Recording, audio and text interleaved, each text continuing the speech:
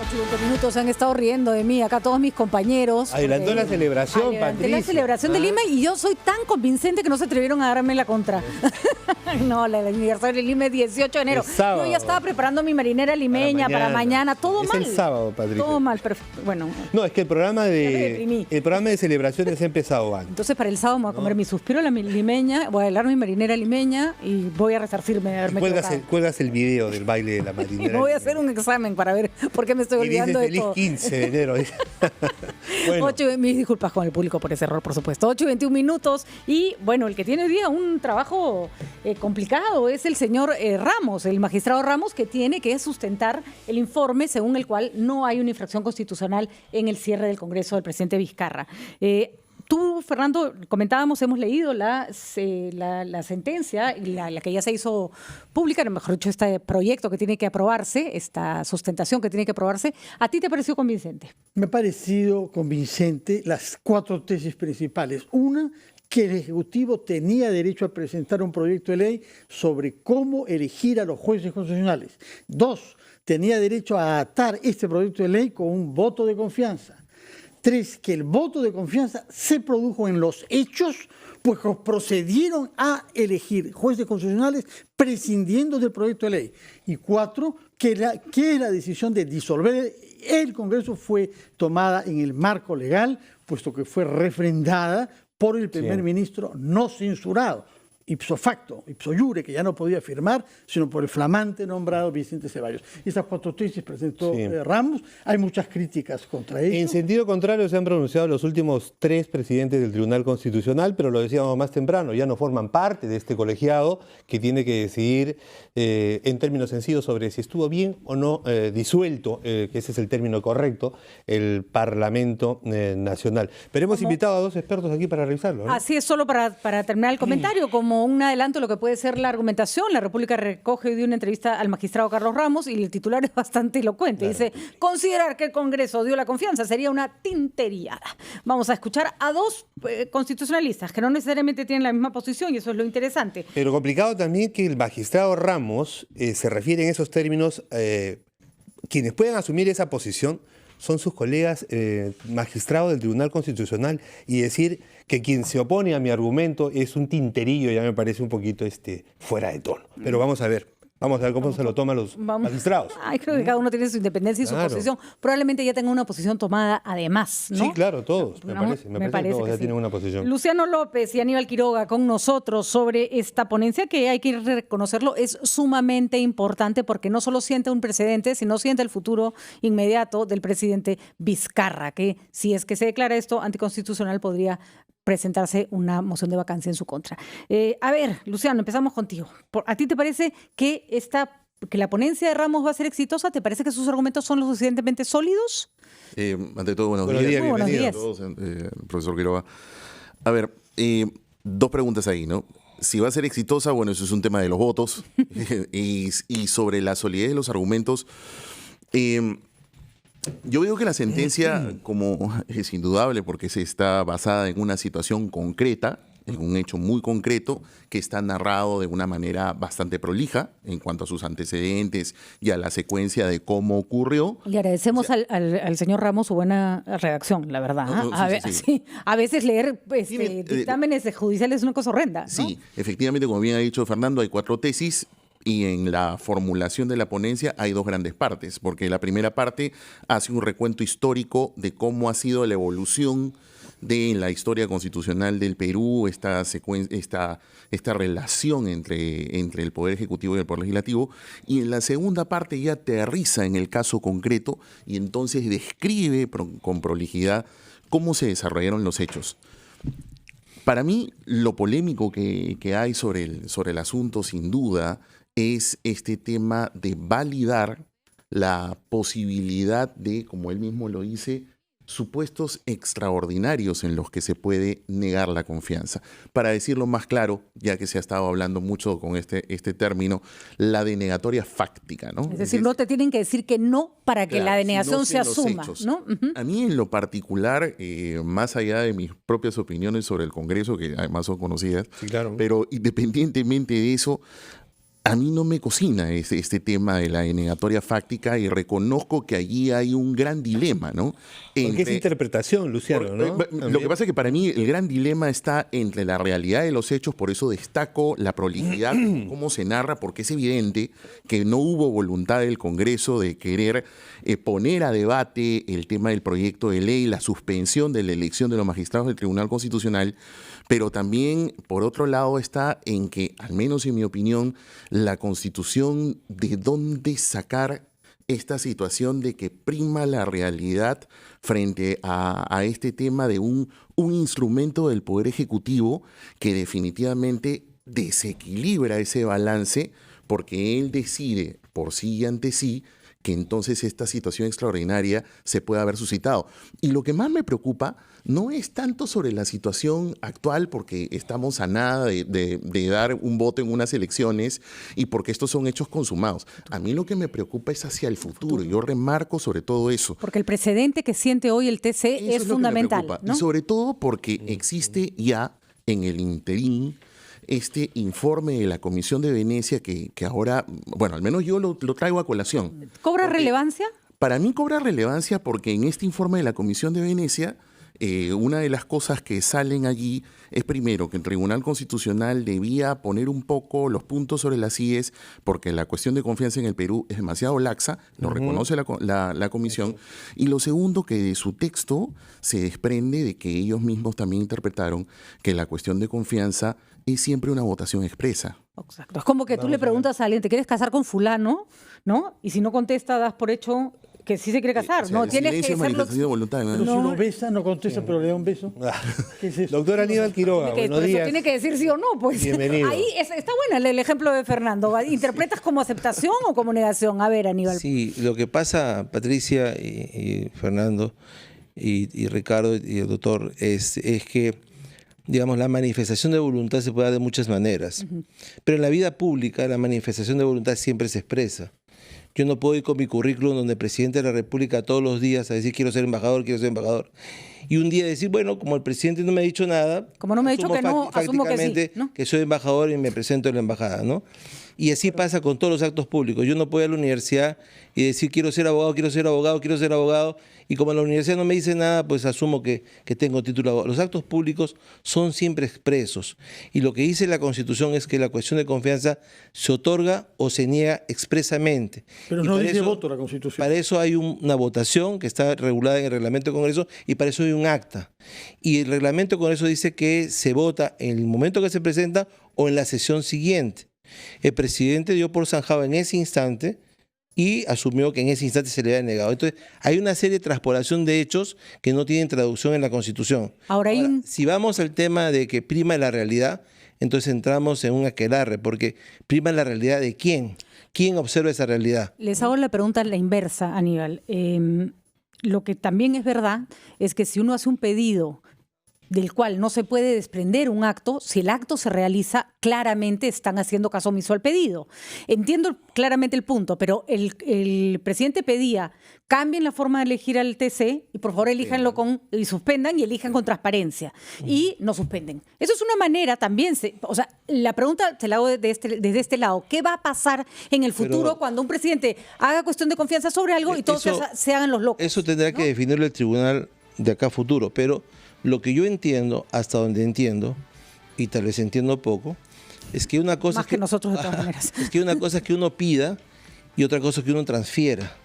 O sea, yo puedo pedir, mira Patricia, quisiera que me des esto, ¿no es cierto? Tú me lo das o no me lo das. Pero no puedo decir que el hecho de pedir esté atado a que me lo des. Es decir, yo, ejecutivo, presento una cuestión de confianza con un proyecto de ley, cosa que se puede hacer. Y eso se tiene inclusive con una reforma constitucional. Pero el Congreso es libre de aprobar la ley o no. El hecho de que el Congreso no apruebe la ley no significa que no le da la confianza. ¿Qué pasaría en el supuesto, como ha ocurrido en el pasado, que se presente una cuestión de confianza con un proyecto de ley y el Congreso aprueba la mitad de la ley y reforma la otra mitad? Le negaron la mitad de confianza, le dieron media confianza. Ese es el problema. Entonces, importante. La pregunta es, si la cuestión de confianza atada a un proyecto de ley transfiere la potestad de legislar del Congreso hacia el Ejecutivo. Vamos a se hace- hablar y se hace después de la incólume. pausa, Aníbal, sobre las consecuencias directas de una... si Ramos dice que todo está bien y todo el mundo aprueba, no pasa nada grave, no pasa nada distinto, pero en lo inmediato. Pero en lo inmediato sí puede haber consecuencias si se dice que el cierre del Congreso no fue constitucional. Y eso vamos a analizar a la vuelta y otros aspectos también, por supuesto. Pausa.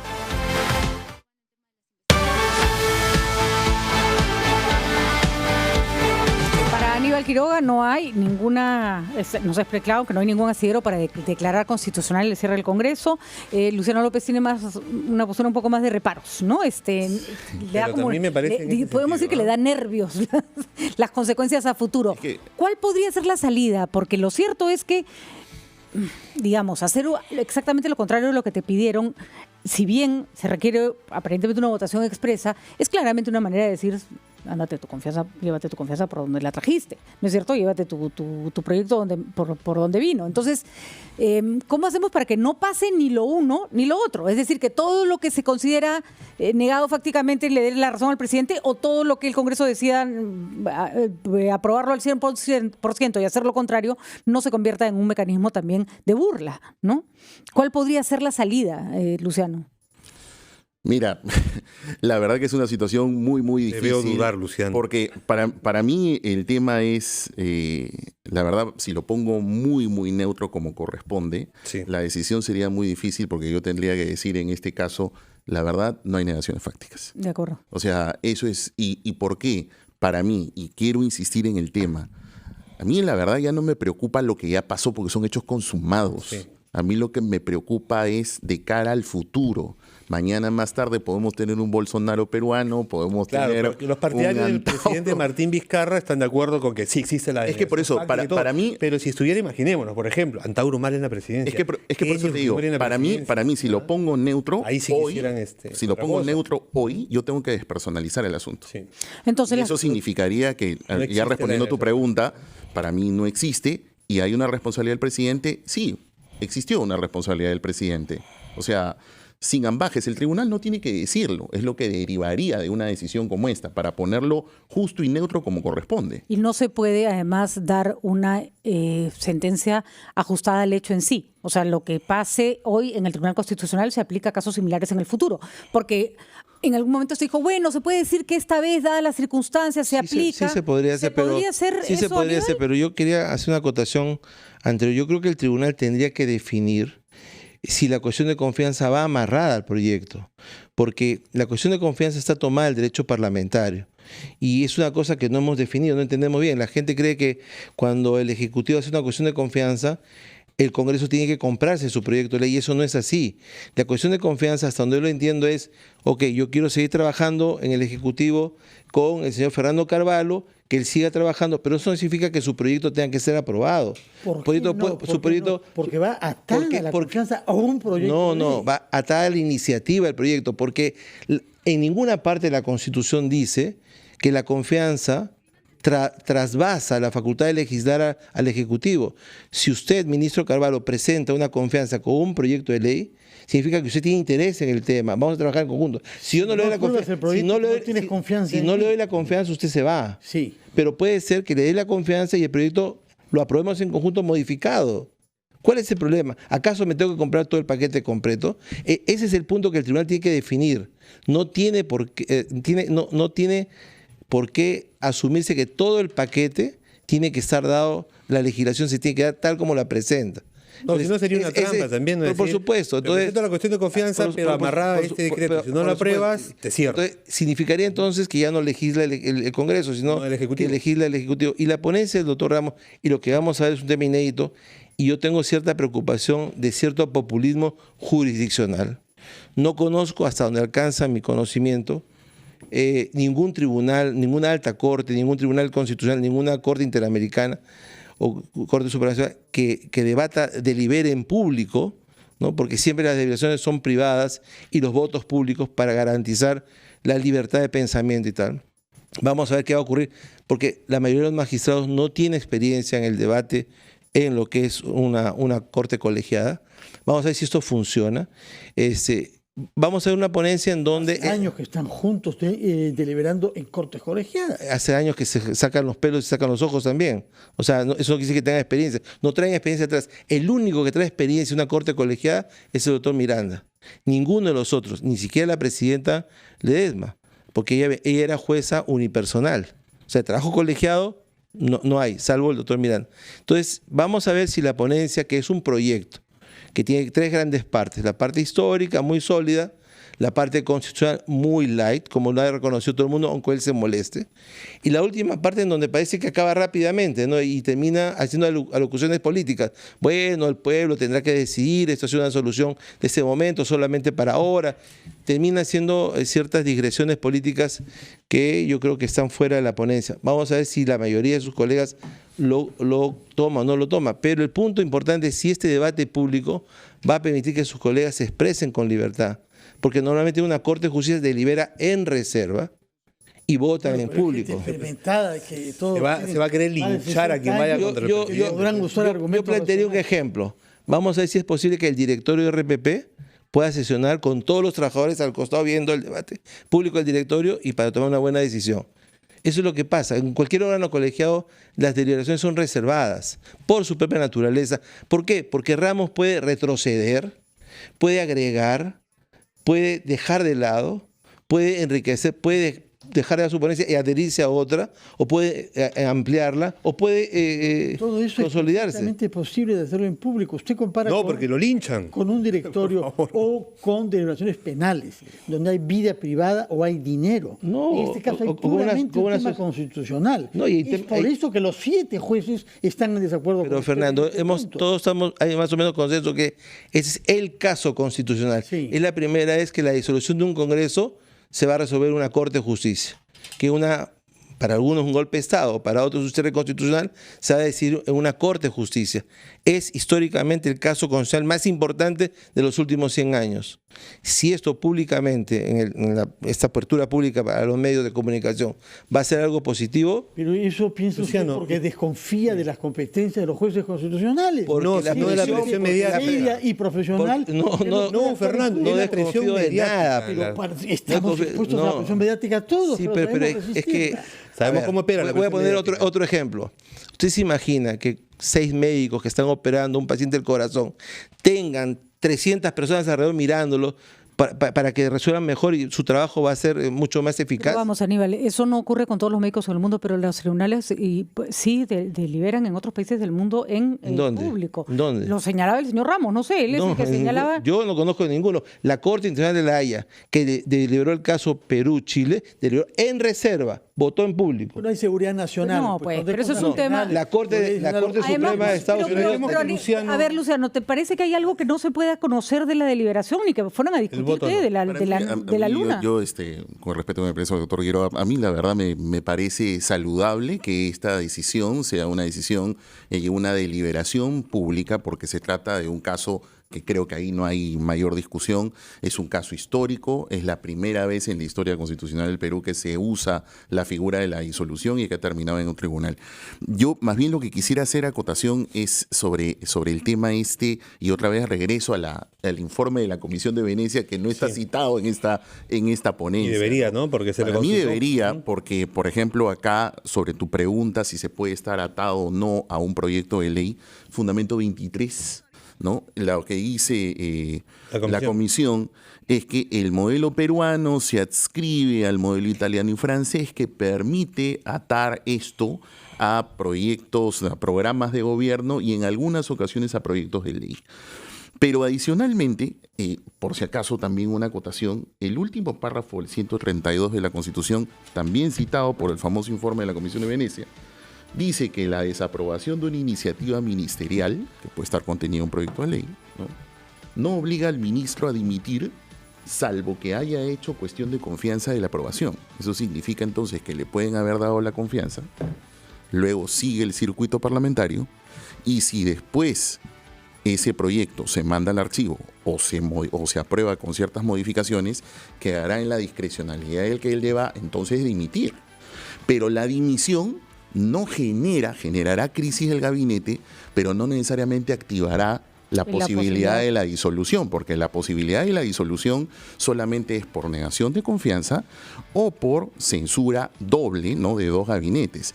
Entonces, solamente esa precisión, ¿no?, porque en el caso concreto, que repito, una de las cosas que para mí tiene el gran vacío esto es, lo primero, bueno, al margen del vacío, lo primero, esto de la denegación fáctica, para mí debiesen ponerlo en neutro, porque más allá de la situación del señor Vizcarra, no se debería mirar, o sea, debería despersonalizarse para que pueda ser totalmente neutro. Y lo segundo es que sí creo que el tribunal debiese usar este mecanismo que ha a su vez usado ya en su historia constitucional, que ha sido esta figura de las sentencias interpretativas y exhortativas.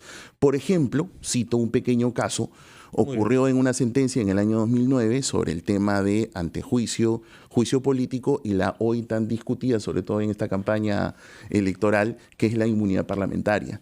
Hizo algunas precisiones, sugirió que el Congreso de la República regule el asunto, exhortó a que lo haga y desde el año 2010 que se publicó la sentencia hasta el momento nunca se tocó. Si este es un caso histórico donde no hay duda que lo es, ¿cómo entonces, concuerdo ahí sí con el doctor Quiroga, en que en la parte de los hechos se acaba muy rápido y luego no dice nada hacia el futuro, cuando este caso puede ser, más bien este criterio podría ser muy mal usado en el futuro? Precedente que pone. Cosa que él mismo reconoce, porque él mismo dice en esta ponencia que esto es un tema de personas en donde podría ser mal usado. Él mismo lo reconoce. Eso es lo que le han criticado, que narra muy bonito cómo ha sido este enfrentamiento, pero finalmente en el tema de los argumentos a futuro y para establecer jurisprudencia, no. Recordemos que la decisión que se tome hoy afectará afectará el equilibrio de poderes. No es poca cosa. Claro, y eso porque los partidos están ahora compitiendo gracias a la disolución y por la convocatoria que hubo ahí.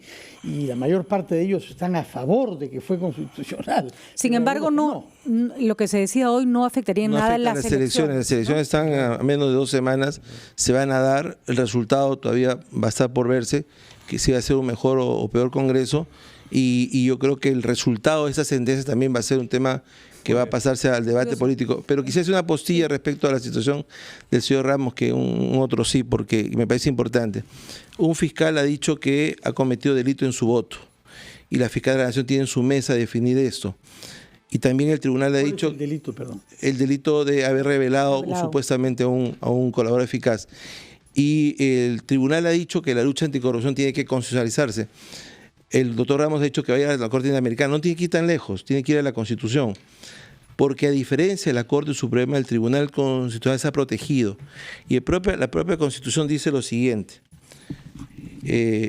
los votos de los magistrados están protegidos por la Constitución.